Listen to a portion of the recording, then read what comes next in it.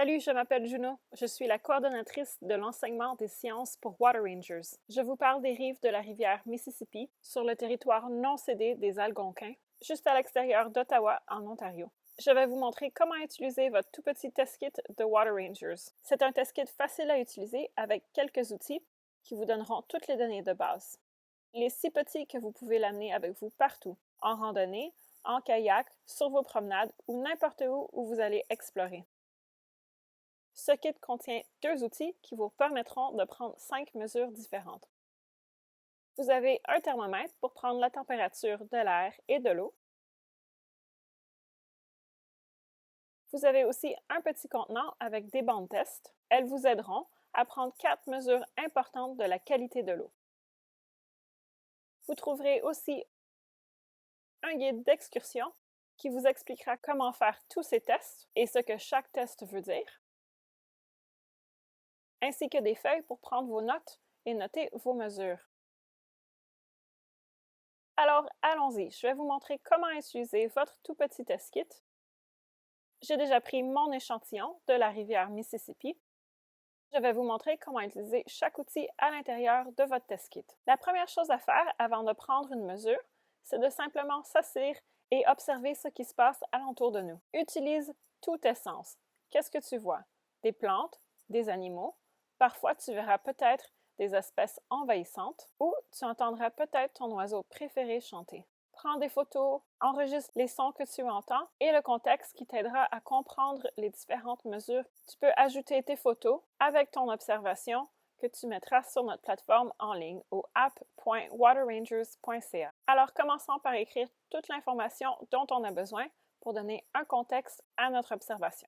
La première étape est d'écrire la date et l'heure à laquelle tu prends tes mesures. Note aussi sur quel plan d'eau tu prends tes mesures. Tu dois aussi noter la météo, le temps qu'il fait en ce moment. Ici, c'est assez nuageux, mais il faut aussi inscrire la météo des 24 dernières heures. C'est parce que la météo en ce moment et dans les 24 dernières heures peuvent vraiment affecter les mesures qu'on va prendre.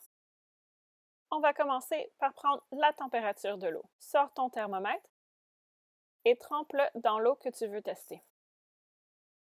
Peut-être que tu fais ton test à partir d'un canot ou d'un quai, ou, comme moi, peut-être que tu as une tasse d'échantillons que tu as remplie d'eau pour pouvoir facilement tremper ton thermomètre. Oh, l'eau est froide ici. La température est de 17 degrés. C'est un peu froid pour cette rivière, mais ce n'est pas anormal puisque l'automne s'en vient. Sèche ton thermomètre et laisse-le à l'ombre pour ensuite y revenir pour prendre la température de l'air.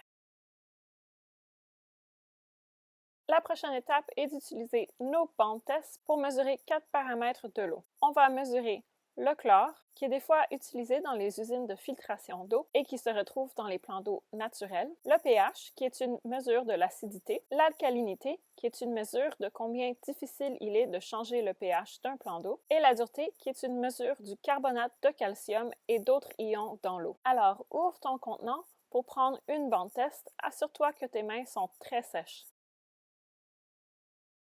Trempe-la dans l'eau pour 2 secondes.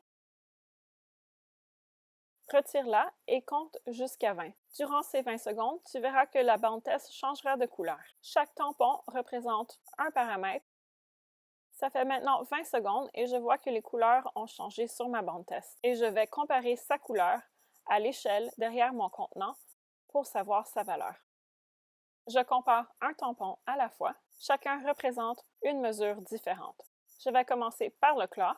Ensuite, je vais faire le pH, puis l'alcalinité et finalement la dureté.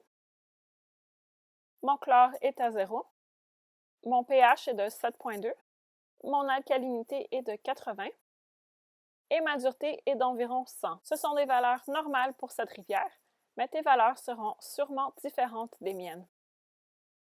Puisque tout le monde voit les couleurs différemment, c'est bien de comparer tes résultats avec un ami ou avec ton professeur pour voir comment vous interprétez les résultats différemment. Si vous avez des résultats différents, pas de problème.